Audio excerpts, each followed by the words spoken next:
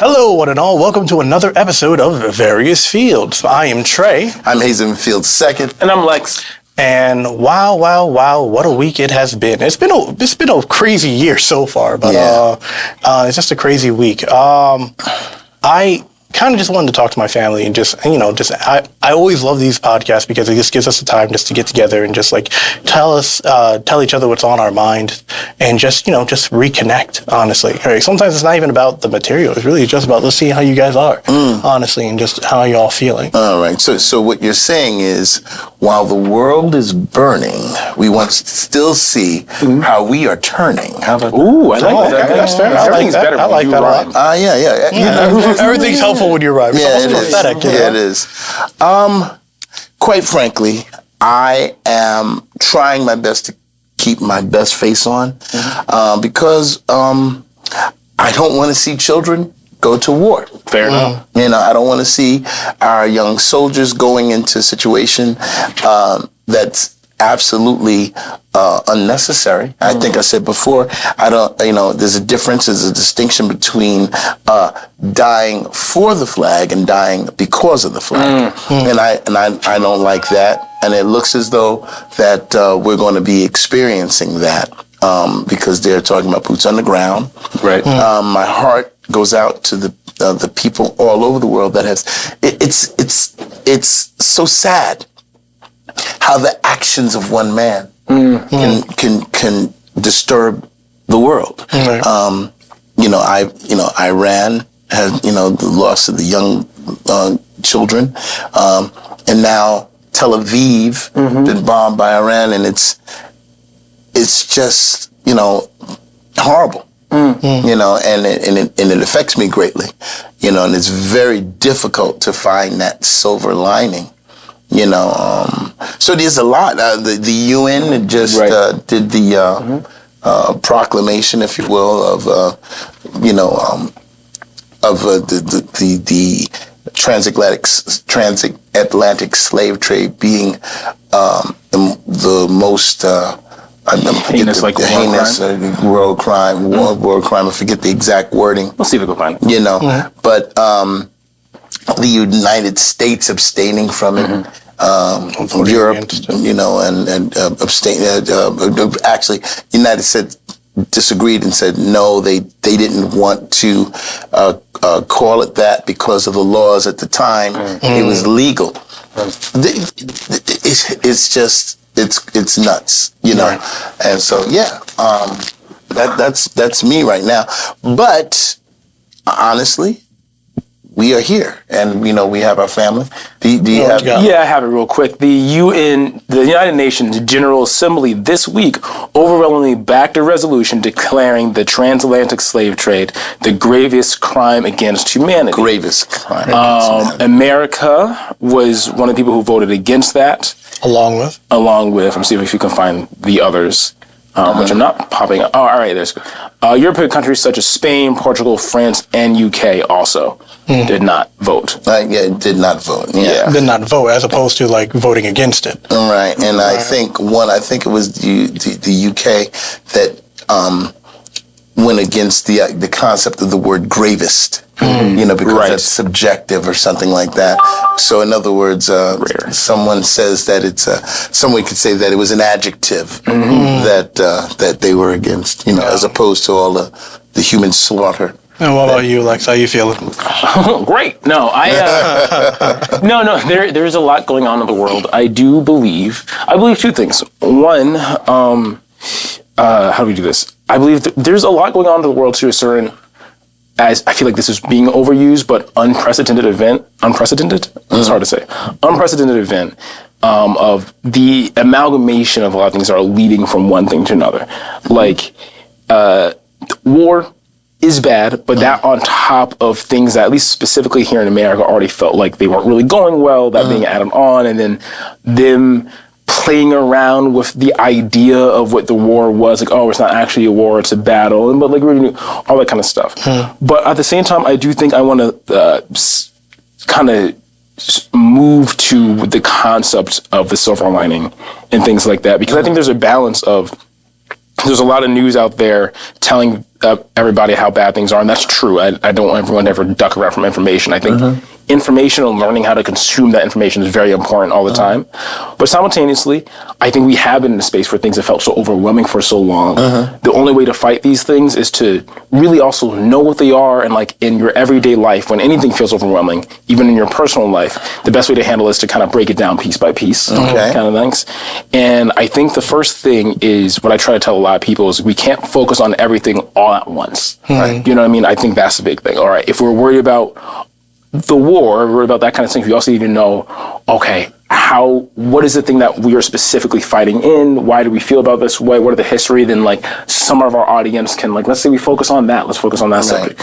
Then we can say we're worried specifically about affordability. That's a big thing in New York specifically, but since Donnie's been elected, that's a big thing kind of nationally as well about affordability and people being able to live with dignity and get what they need to be paid. And that's its own thing that you can focus on as well.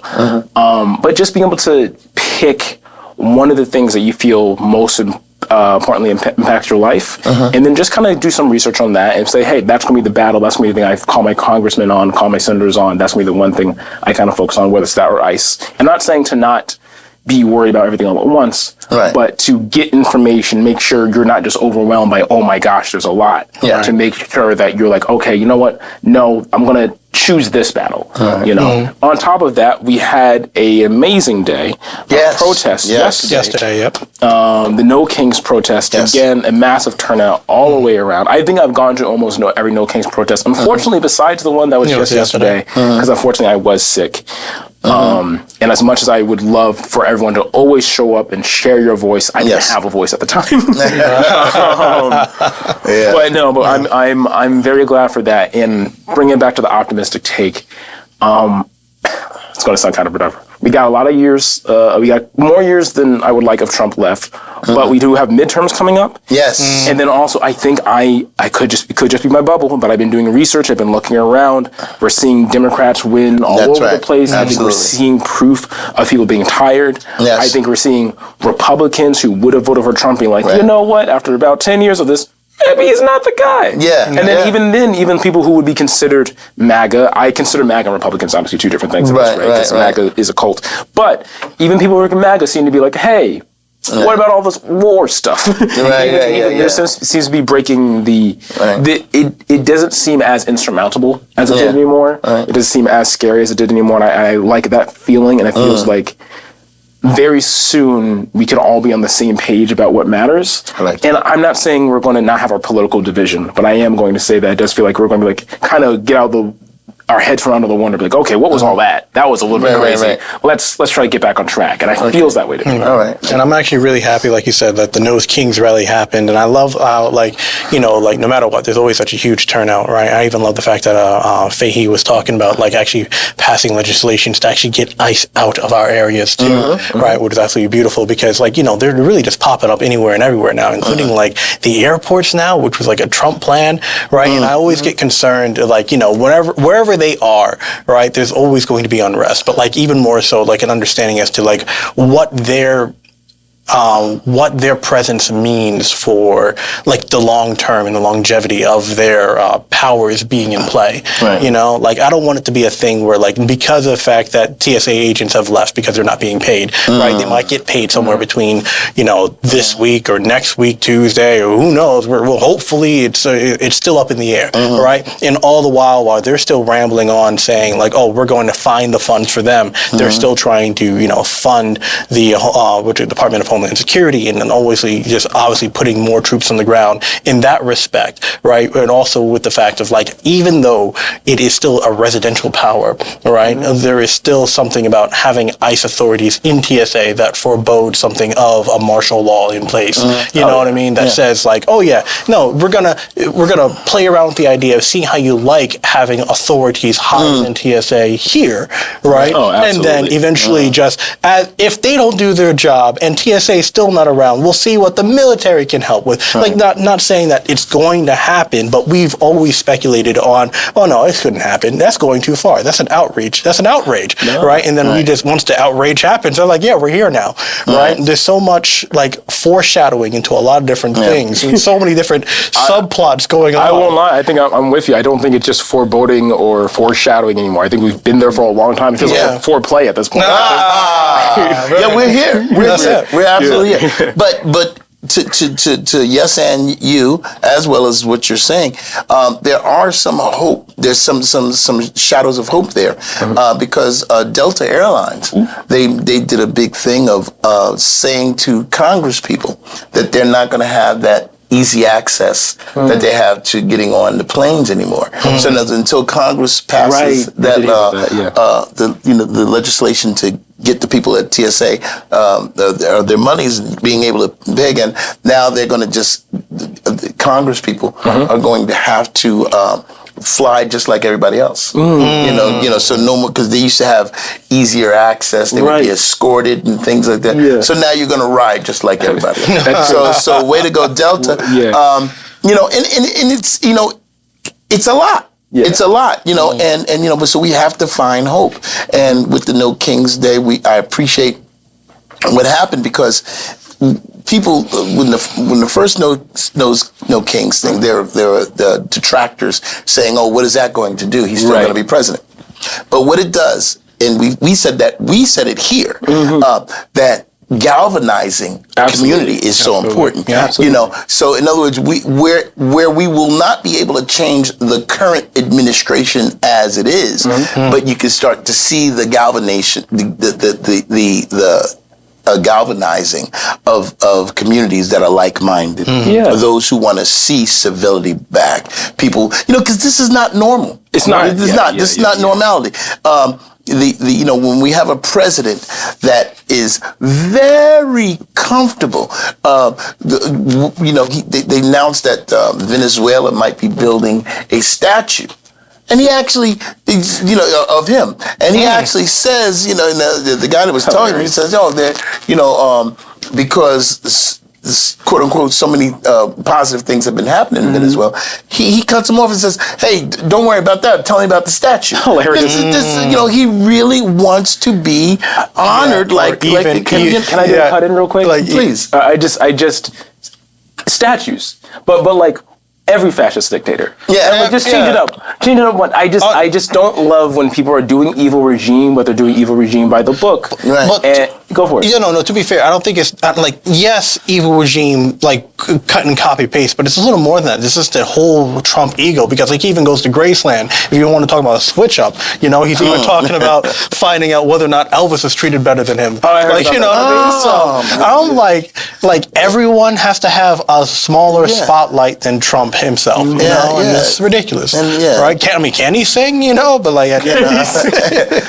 this is not presidential. This is not executive timber. This is we've let a television show celebrity become a president, and we're seeing it live. We're seeing it live. We've talked about this before. Even though I remember there was an old Batman show, and actually it played out in the comics, where the Penguin became mayor. And this is what happens when an evil villain who's a megalomaniac becomes in leadership, and then have sycophants and people that would herald him as king agree with the most horrid. That's what I'm saying. You reminded me of something. Trey, go first. No, by all means. So it's like you're absolutely right. At one point in time, we had Mandate 2025, and now, if you want to know about where this is going, it's already been written, honestly. You talk about the Penguin, we talk about Fisk, we talk about Osborne, we talk about literally everyone who has ever held government office in a comic book story. They always go into, totalitarian estates, and, eventually having a whole bunch of goons controlling the streets one way or the other, eventually trying to aim for martial law or some type of governmental power control, right? And then eventually they fall. But there's always a rush to this just like unilateral control of government internet power that keeps them on top. All right, that eventually dissolves over time as long as the community stays in place. Right. So in the spirit of how do we keep turning? How do we keep surviving? I think what happens is we must as a community. There's nothing else that you can. You must keep moving forward with your family in spite of all of the things that are happening around us, all of the things that you must keep yourself encouraged, whether you're going to church and you're praying and your spirit man is becoming fortified, whether you're going to your bowling league or improv group, whatever it is that you have to do to fortify yourself to say, I know this is not normality. And when November comes, I'm going to vote differently. I'm going to use my voice and change the situation, because if we get enough of the change inside the Congress, we can see at least some stopping, hopefully, of some of the things. And the audacity, all these things are happening, and it makes us forget the E-files, Epstein files. We're finding out there's more and more of him being in it. So it's like, it's a shell game. Look over here, don't look over here. Yeah. It's crazy. And I think there's a couple of things I want to tangent on, because I was trying to look something up real quick while we're talking about. But I think, again, I'm taking this silver lining, so when I say this is a good thing, I think, here's the thing. Something that I also try to tell people when they're feeling overwhelmed, especially by specifically this American fascist regime of MAGA, of Trump, of that office, is that thankfully, they're stupid. And I do quite mean that. I'm not saying it's stupid so we can dismiss it. I'm not saying people aren't getting hurt. I'm not saying there aren't, insidious doings. Right. Sometimes something being insidious can be confused with being intelligent. But sometimes, recently, it's just been chaos. Right. And the reason why I'm saying that is for two reasons. One, thankfully, there's a lot of things that are put in place, but they're put in place very untactfully. A lot of things are written by executive order. A lot of things are technically semi-illegally mandated and or are kind of doing this weird, like, skirting around the law kind of thing. But by the same nature, if we get democratic things back in place, whatever the case is, having something more substantial, having something better, would be easier to replace. Right. Two, I say this, is that it's like, if you've ever been, this is very, like, martial arts movie, but also kind of very true, I think, in, like, martial arts or fighting, it's like, when someone adds to a fight, accelerates in a fight, or cheats in a fight, that kind of allows for other permissions in that fight. So, all right, this is why you try to fight respectfully, because if you try to now start cheating, then the other guy kind of starts advancing. And I do think that's kind of how they think it's cool to play. I think they try to play. But they don't realize that once you do that, like they feel like there's no beauty in decorum. There's no reason to do it. And now I think we're seeing, like, okay, but it also makes the whole office less revered, which I think is a good thing. Because now I don't think people even care. Like, now it's like, all right, not even forgetting the president, just looking at your senators, like, oh my gosh, he's so powerful, he's so much more above me. It's like, oh no, he's just an old scared dude who might be. And I think that's what we need to see more of. We need to see more of these guys feeling so much on top, but also realizing their failures and their slip-ups, because you're like, you know what? Literally anyone can do better than this. Right. And we need more of that feeling of being like, oh yeah, no, these are people who are just hiding truths, not even doing anything. But again, if it was done well, maybe if it was more like in the details. But honestly, it's all out there in our faces, and we can stop it, not quote unquote just as easily, but with community, as you're saying. And I apologize for our audience, and I'll throw it back. Can I do a quick tangent? Please. So you're talking about, because again, audience, comic book lovers, nerds, and all that kind of stuff. And I'm going to make this semi-relevant. Okay.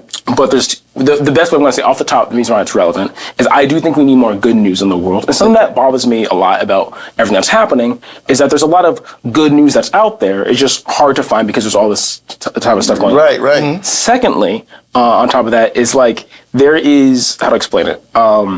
There is also so much corruption. Donald Trump to me is very much a supervillain. Yeah. Yes, absolutely. And I so desperately want a superhero at this rate. I desperately want superpowers. And here's the good news. Here's where you guys are going to follow the audience. The CERN, right? I want to make sure we're doing this right. CERN, which is the Council European Research of Nuclear, like effectively like a science council, right? for Geneva, right? This is a real article. I Googled this. My friend actually sent this to me. We did some research. This is absolutely insane to me. All right, okay. Right? Scientists at CERN in Geneva successfully completed a pioneering 30-minute road test on Tuesday, transporting 92 antiprotons inside a specifically designed 1,000 kilogram cryogenic box. I know that sounds like a lot of big words. What does that mean? Right. CERN successfully transport antimatter in a truck. We are transporting antimatter. This is not a joke. This is a real thing we've successfully achieved scientifically. Wow. So here's the thing. I know that seems out of nowhere, but there's two reasons for this. Go on. One, that's an amazing scientific achievement. Antimatter literally, by the definition, is not just hard to, capture, look at, even, it destroys matter. Right. So we found a way effectively through magnetics and effectively ice, cooling it down to the point where it becomes suspended in the air. And you're effectively levitating antimatter. That's a real thing that we figured out how to do scientifically.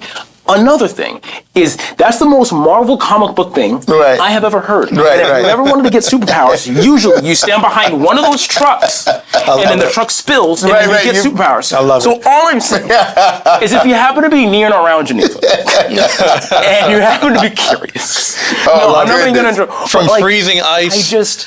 we really are in unprecedented times. There's so many crazy things. And the joke is that I would love a superhero to stand up to someone like Trump, because he really does, like, when I say supervillain, just like the most cartoonishly evil things. But at the same time, I think to bring it all the way back around, we're watching Daredevil right now. Yeah. Very, very fun. Without spoiling anything of season 1. Season 1 sets up season 2 of Daredevil, with Daredevil saying that he wants to find people to help him. That's the best way to say it. That's the best way to get it to say it without spoiling anything.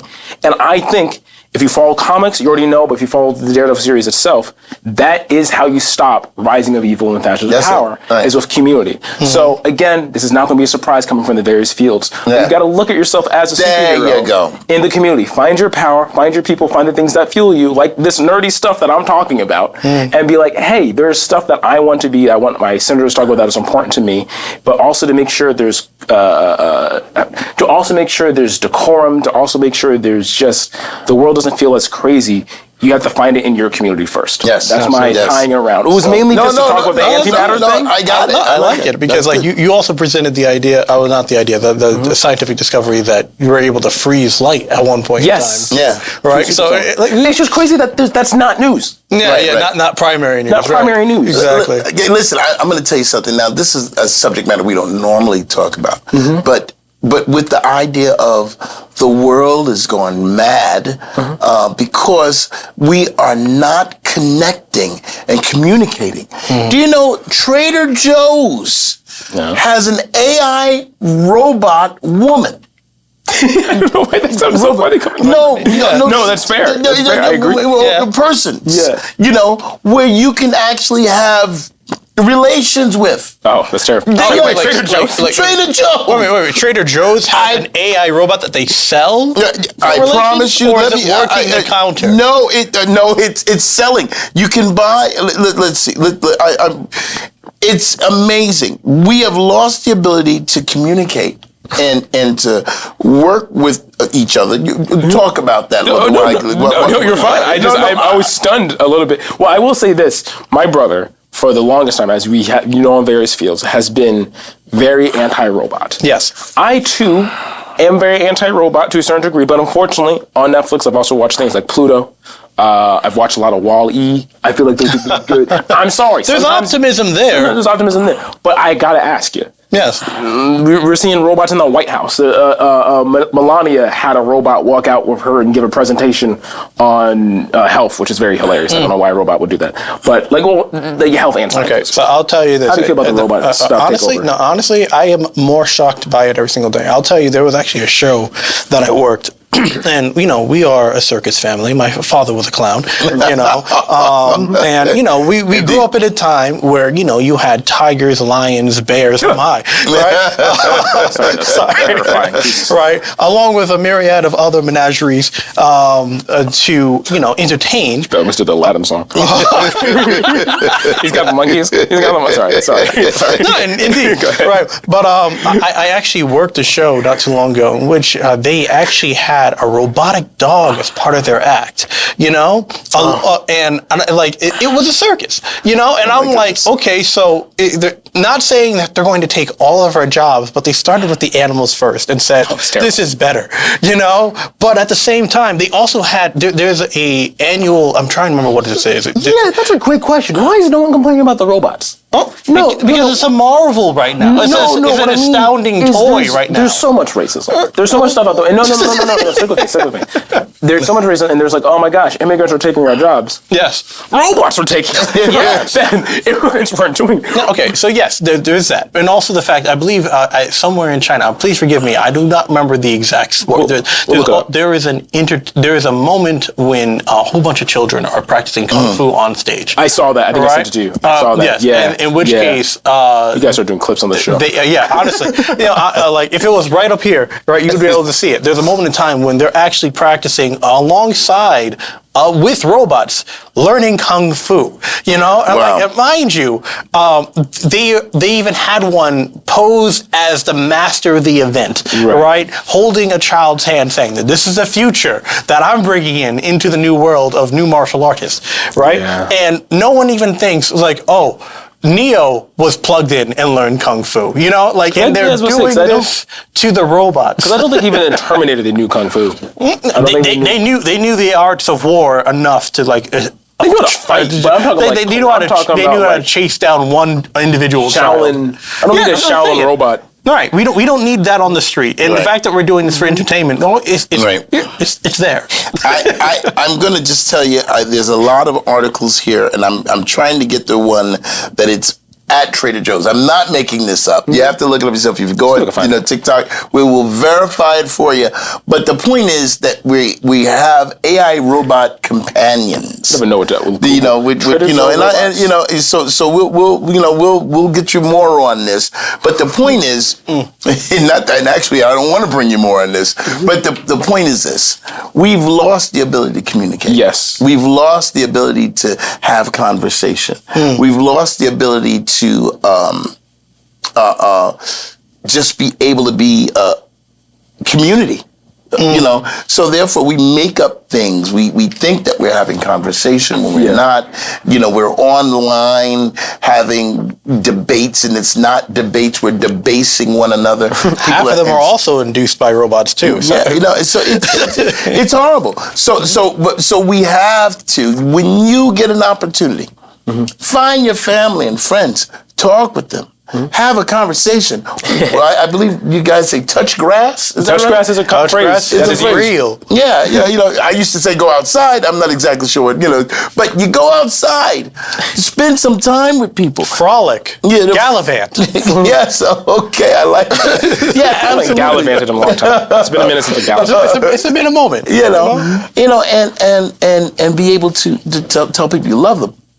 And be able to, because these times we have to defeat the mindset that, you know, that the robots and the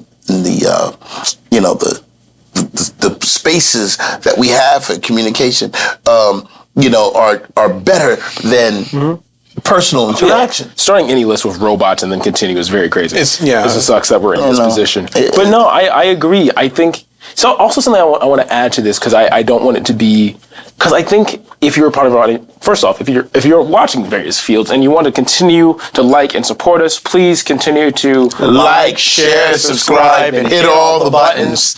Thank you for joining me with that, guys, because I wanted to say, if you're a Various Fields fan and you've been watching us and you're supporting us, thank you. But I also think you know how much we are a part of about community now, and how much we continue to support it. And I think something else I want to talk about that I think is a big deal. Before you do that, I just want to make sure that you also go to www.variousfields.com, and we want to thank all of the people that are here. We have a very special guest in the studio. We're not going to say names, but we just you know, we are just so happy to have people that we love around us, and we are friends. Actually, they glanced at me and gave me the dead eye, and they're waving with love, and we love these people that are here, as well as we miss our friend Paul Rudnick. Let's give him a hand too. Paul Rudnick, he had a birthday, he's away, and he's going to be back next week, I believe. And we also have our good buddy Nels here. And we want wanted to increase and build this Various Fields family. So if you'd like to become a part of Various Fields family, maybe you want to be a contributor, maybe you want to be a person that wants to put an ad here on Various Fields. If you feel that this is a platform that you agree with, come on. We'd love to have you. This is a space where family and understanding and everybody, we try to open the door. We'll have more avenues for you to reach out and connect very soon. Very true. But also, the one thing I wanted to say is because we are trying to be a welcoming community to our community and to everyone who wants to join our community, something I think I also want to talk about more that I don't think is talked about enough, or very specifically, the higher ups, the people in power, try to make sure we can't do, is hold people accountable. And I think I've learned in my life, I think that's a practice. I think people think it's easier to hold people accountable. I think people think it's easier to do that than it actually is sometimes. Because there's different versions. Because I think if you see a stranger, someone you don't know, do something nefarious, bad, or evil, I think most people would be, hey there, stop. Right. I think that's pretty easy. Yeah. I think if someone you already don't like even thinks about doing something nefarious, bad, or evil, you go, not again, I got you. If it happens to be someone that you don't know, but maybe they're famous, or maybe they're an artist or something, and they're like, oh, this artist is great. They've done something nefarious, evil, and whatever in the past. Yeah. A little harder sometimes, because they're like, oh, but I really like their work, but I separate them. And then it gets down to a distant friend. But I kind of knew them. I can't believe it. And it gets all the way close to close friends and things like that. And that's how you get into systems. That's how you get to things like, that's how the things like the patriarchy stay in power, where it's like, it's hard to hold people accountable for the same exact thing, because then it gets into this weird, gritty area sometimes. And the reason I'm bringing this up is that I think I want to tell people what I mean by holding people accountable and how to practice holding people accountable. And I think that has a lot to do with holding your own virtues to a higher standard. Virtues. Yes. It's something that I've been trying to do. I've been putting a lot more thought into. This is going to sound very weird. I think sometimes the concept of honor is misused, and the concept of honor is flipped on its side. Because honor is a very good thing to have, I think sometimes it gets very quickly translated into pride. I think honor sometimes gets very quickly translated into loyalty. And I think that's where people try to trick you. But I do think virtue, you get all the things that are honorific, but they're usually more self-focused. Right? Okay. Anyways, I know there's a lot of things. They're like Googleable virtues, but I think whatever you consider to be virtuous. So I'm not going to go through like the list of virtues. But the main reason I'm saying that is I think people need to know, like, what do you stand up for? What do I believe in? What do I hold dear? And then what would I not allow myself to do? Who would I not be around if they did it? Who would I not be around? Who would I not accept it from in my personal family or friends, close friends? And if you wouldn't accept it from your friends, if you wouldn't accept it from yourself, if you wouldn't accept it from your family, those are your virtues. You know, if you let it pass, you can give people pass, and I'm not saying ridicule somebody for making a mistake or something, but that is something where it could be a slippery slope. And I think people find that harder, especially when it comes down to people who are in political power, especially when it comes down to all that kind of stuff. So I think it's just one of those things where I think a lot of people in power, honestly, sometimes it's just the power that gets. We already know that it's a lot of people with money who can get away with things that they should be held accountable for, and it's just court systems and lawyers. But I also think sometimes it's because we dismiss that as like, he's got a lot of money, what can we do about it? We then let it go. And I think I want to cultivate the understanding and the power of accountability. And accountability and not punishment. Those are two different things. And I'm not saying people shouldn't be punished, but I'm saying also things that get flipped on its head is punishment can also be misused. Sometimes we have a whole industrial prison complex that is based off of punishment, and that sometimes seems to be the bigger deal than justice. Where I think accountability is closer to justice. You know? Yeah, you're saying a great deal I of do things. often. No, but what I'm saying is it's important because I think we kind of, if we look at the legacy or the heritage of this country, it was built upon a paradigm that was people that left England. Yes. And, like even using our name, please follow me. even the idea of Mr. and Mrs. are titles. Oh, yeah. You know, we think of titles. So there's somewhat of a caste system that still exists. So much so that we feel if you are not super rich, there is actually a physical transformation when you are around those who seem to be very rich. And if you're not very rich, you almost, you don't, your gait changes because we forget that these are normal people. And so where am I getting to? You are allowed to know that you are great. I don't care what people have, what their titles are. Senator, Michelle Obama had said, when you're in the room with these people who are supposed to be great, you'll find out they're not as smart as they think they are. There are some people when you get in a room with them, and there are people who are nervous to speak, people who are shy to speak. See, and these are people that have titles like senator. You think a person that's going to be a senator or a congressman or whatever, that they'll be bold and there's some people who are reserved and scared and frightened. You are allowed to make judgment calls based upon your gut. You're allowed to look at a person and say they are a person of bad character. And what does it mean to have bad character? Well, it may mean different things to different people, but the idea of us getting better, making us turn better, making us galvanize at the base, the smallest things you can do is just be nice, people. I know it sounds juvenile. No, but it's like being nice to one another. Honestly, you guys have definitely put it on my head because I don't even know how I can follow with that, honestly. But I was going to add, I think, along with the side of AI and anti-robots, right? I was never a fan of these new age AI inspired commercials. All right. And the reason why I'm bringing that up is because it just feels like a fever dream half the time. I don't know if you've seen Kalshi's commercials, right?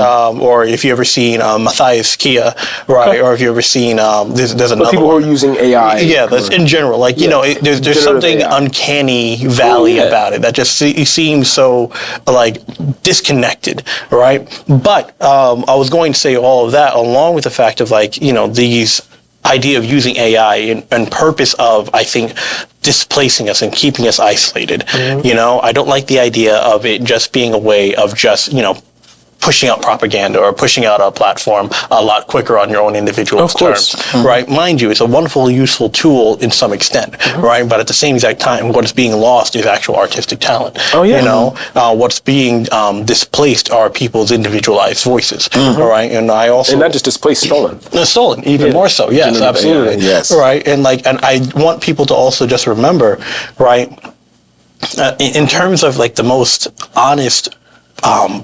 most honest way to express yourself is through your own art, right? The very fact that that's constantly being under attack right now in every field, in every aspect, in music, in various visual medias, right? You're able to make your own videos in your own way with a click of a button. And mind you, a marvel of technology. I'm sure there are a lot of people that want to try it out. People that have tried it out and made wonderful stuff, right? But at the same exact time, right? It's there is a banner flying out in the world right now, right? A pirate flag, a Jolly Roger, if you will, that is currently a symbolism to fight against the fascist regimes in the world. Those that stand for corruption have always seen that banner as just, they're just pirates, all right? They're just nerds. They're just which are radicals in terms of the nerd community, right? But more and more people are following One Piece, not just for the story,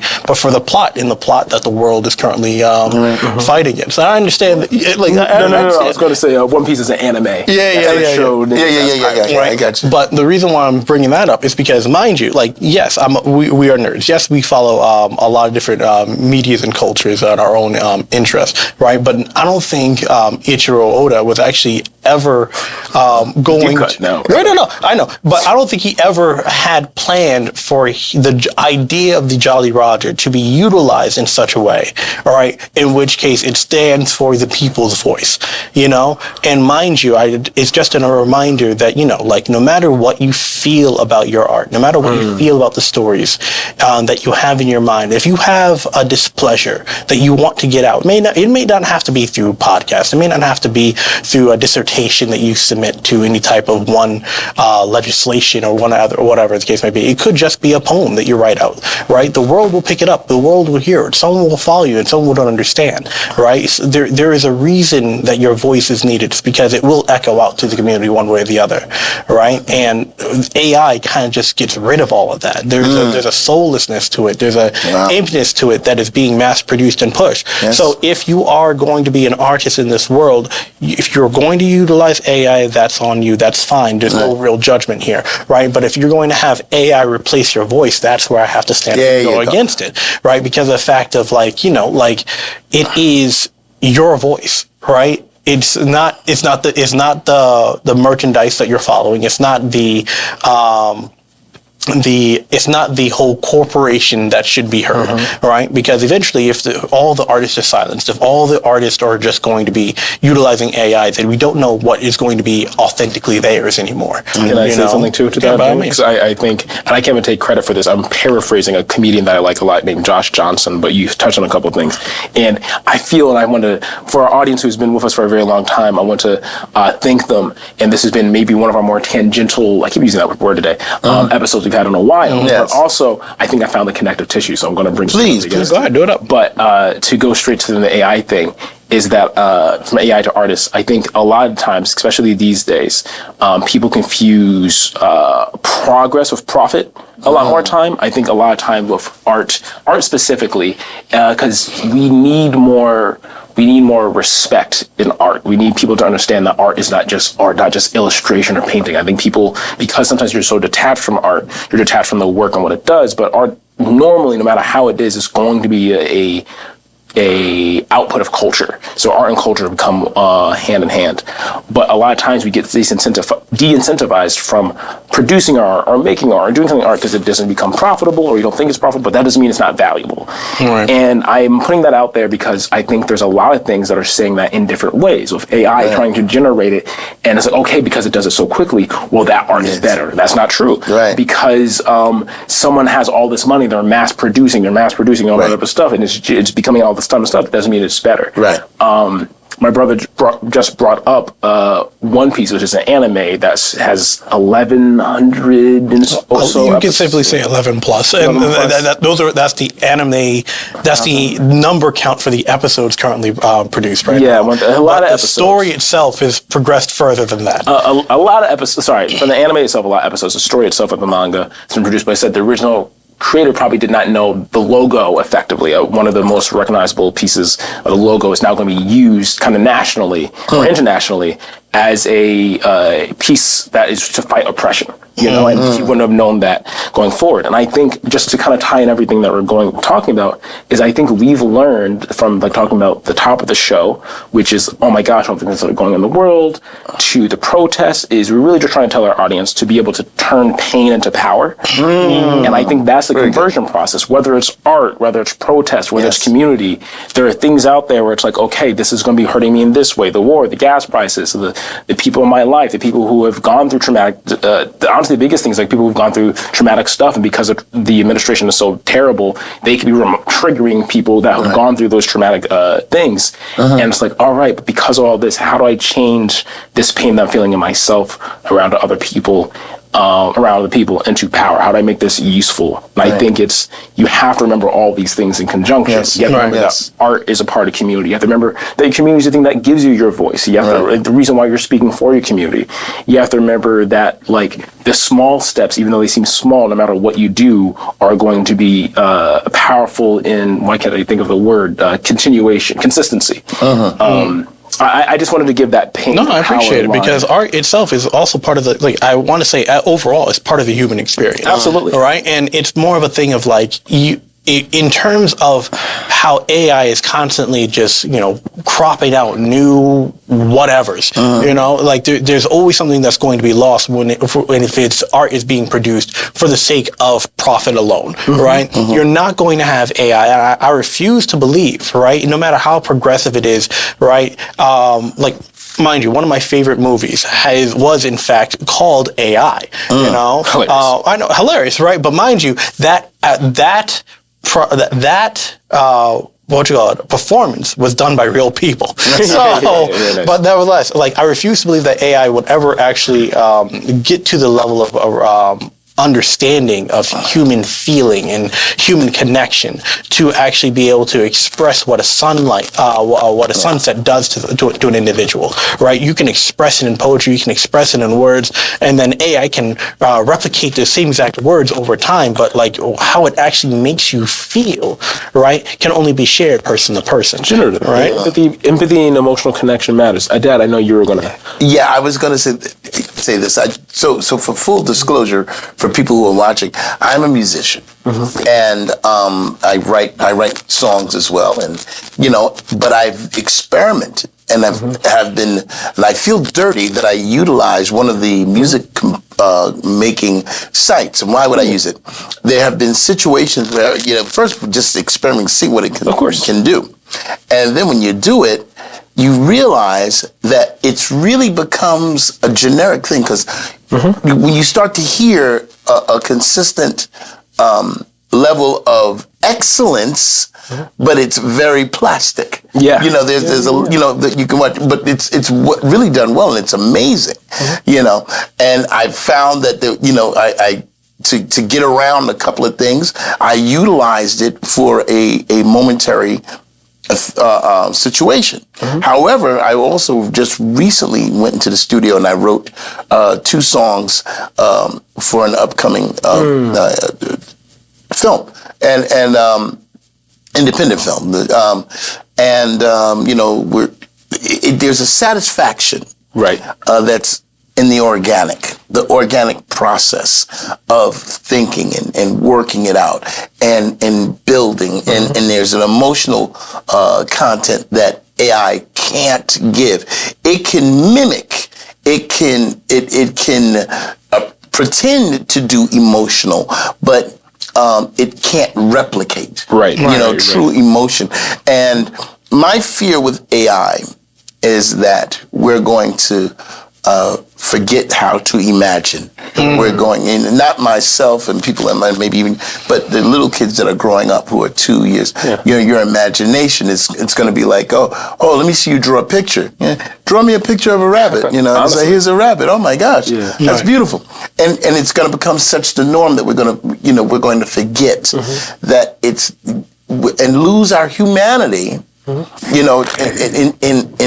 small bite sizes, so we there's a distinction between using it as a tool, as opposed to the tool using you. Absolutely. So we have to make that distinction, and because because on the other side there are people who don't, they can't afford to get all of the musicians and artwork, and it becomes So, but it's we are in a slippery slope. Where we have to, where AI and robots and all the things that are around us. Are starting to converge. Right. And we have to, no, we got time. We got 12 minutes. So we have to remember to keep our humanity, keep our sanity, utilize the tools so that you are in control of it.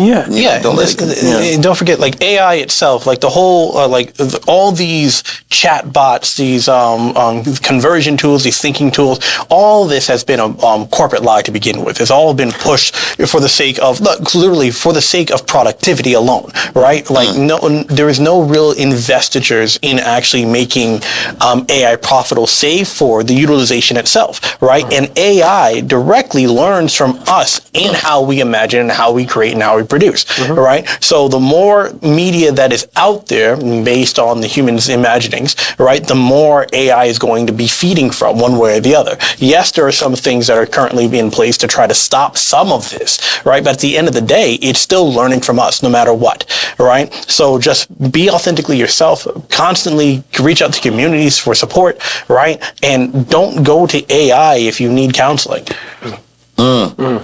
Yeah, that's very scary. Yeah, Because I believe that I can't remember the actor that who's no longer with us. There's supposed to be an AI movie coming out. Okay. That their family agreed that he would want it to be done. So he's no longer with us, but they're utilizing. Yeah. I don't want to be going down another path where I can't give you the exact information, but we're running into that. Where we're seeing, people who are being literally brought back to life, and to do a movie. I imagine there's going to be a day where someone makes an AI movie starring John Wayne, Cary Grant, Elvis Presley, and these kind of things, and you can actually make these movies. So we have to appreciate how we can use it, but we just can't lose ourselves. Yeah, right. I think we're coming to that time where I want to be able to wrap it all together. Yes, please. And we're not closing out anytime soon, but like bringing it out to the same thing. And I think another thing we're touching on, and this is going to sound not dark, but this is going to sound over the top, but I do think it's one of those things that technically is always an aspect of ideology. But this actually goes back to the idea of virtue. The thing you have to be watching out for when all these things are coming down on you, when you have the feeling of the MAGA administration, when you have the feeling of AI, when you have the feeling of all that type of stuff, is that not only can it feel like a big wane and drain on the mind and your own personal mental health, sometimes your mind is the target. I know that sounds a little dramatic in this case, but you have to remember we're coming from a lot of spaces where, like social media, the whole thing is to try to gather your attention. When it comes down to politics, the whole thing is to try to gather your vote. The whole thing is to try to slowly grab you as an individual and be like, no, the things that you're worried about, the things that you care about, worry more about this, worry more about that. And especially something like AI and algorithm is tested and trained to do that as well as possible. And if it doesn't do it well, they cancel that one and find a better one. Yep. But the reason I'm placing it that way is not just to be, oh my gosh, it's this overwhelming thing, but to remind you two things. Like my father said, one, to make sure you use the tool and the tool doesn't use you. I think I'm always a big fan of technology. I think it's one of those things where the more you know about the technology, the better you can use it and the better you know how it should be used. I don't think AI is something that needs to be completely destroyed. I do think AI is something that needs to be better well regulated. And that usually comes in the form of capitalism. That comes in the form of politics. That comes in the form of policy. And again, talking about us choosing our battles because we talked about everything all at once is, again, how do we change from pain to power? And I want to be able to give our audience this time kind of like a mandate, kind of like a takeaway, which is with all the conversations we talked about anything from our gas prices to knowing more about your local elections, to knowing more about AI, to knowing more about even the science discoveries that we have, finding better news in your local area, things like that.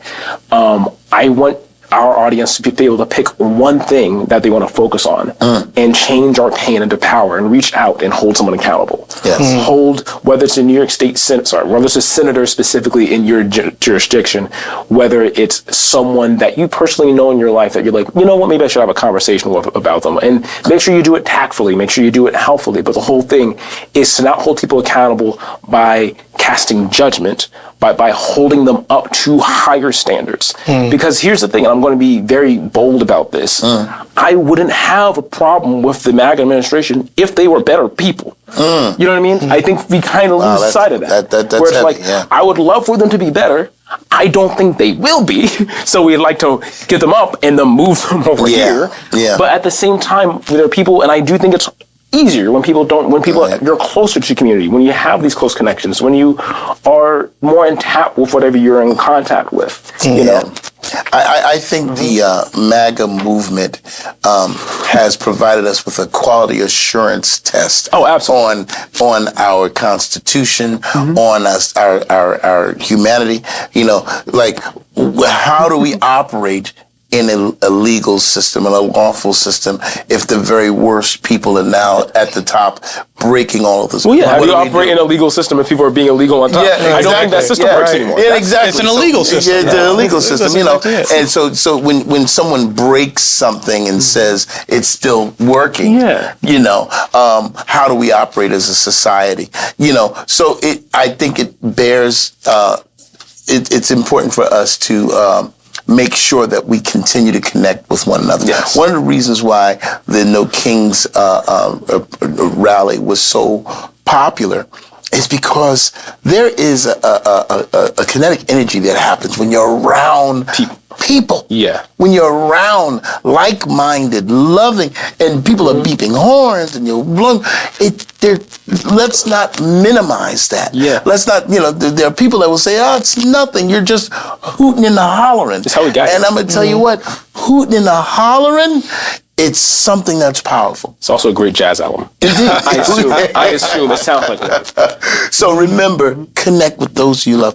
I'm surrounded by those I love. I love my sons to the moon and back, and I promise you, nothing can tear that down. So make love that mortar and clay that you build your world upon. The art community is filled with exactly that if you find the right people to support you and love you, right? Don't let this isolationist tactic of enforcing AI down your gizzard, down your gullet, to basically make you feel as if your voice does not matter, right? Because at the end of the day, whether it is the advancement of technology or this current political power in place, your voice is currently at stake here. We want to make sure that you are aware that your community is the most powerful thing that is supporting you. And not to have an insular mindset, but more of an understanding of how expansive a collection of people can be once you bring your passions together, right, against one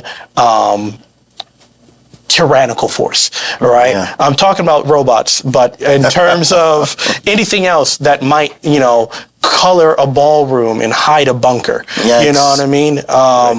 There's something else in play, let it be known that you are the ones shaping the powers of this nation, right? And not the other way around. And don't let it get it twisted, all right? Because of how often your Facebook or your Twitter feeds you. Right. Right. So, well, listen, I think we're just about done here. I want to say thank you for coming to this place. I know this particular topic. We opened it up with the concept of, the world is burning, but we're still turning. Continue to turn. Continue to move. Continue to be the person that you need to be. And continue to come on back to various fields. Absolutely. We love having you here, honestly. We're up to like 249 subscribers, and I promise you, when we see those numbers, we are so appreciative because each and every one of you have helped to shape who we are, and as a podcast, and we want to bring you better. Anything? Well, I think that's it. I'm going to say you are powerful, you are precious, you are pertinent, and we want you to hold people accountable in various fields. absolutely. That's right. Love that. No kings. No kings, right? Okay, we'll see you next week.